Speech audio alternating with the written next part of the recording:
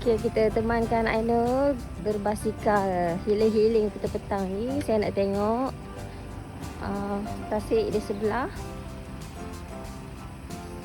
Sebab nampak dah clear di situ.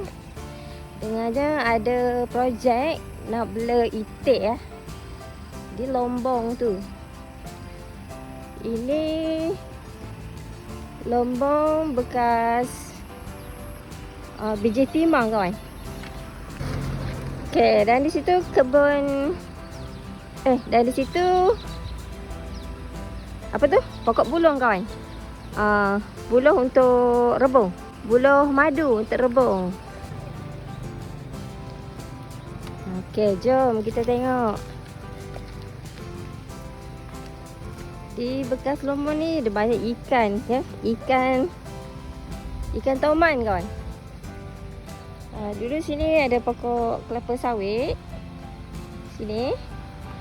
Tapi dah diratakan lah.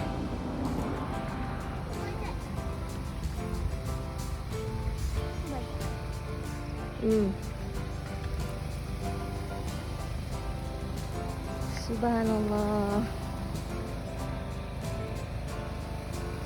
Dah berubah dah. Pemandangan dah berubah. Okey, dah clear macam ni dan cantik.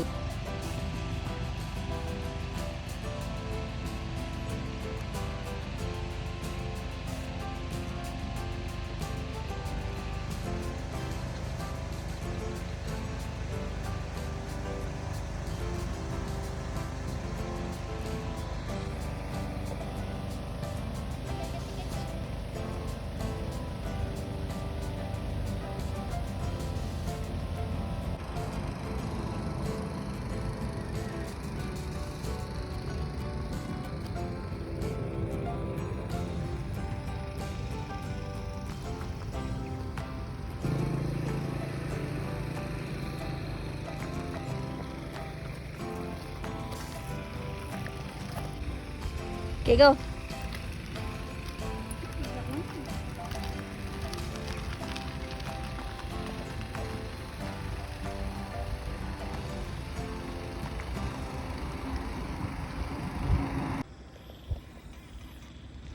Kita ambil bulu satu. Tak tahu lagi nak buat apa. Banyak je bulu situ sebenarnya. Pancang pokok Pancang kacang panjang.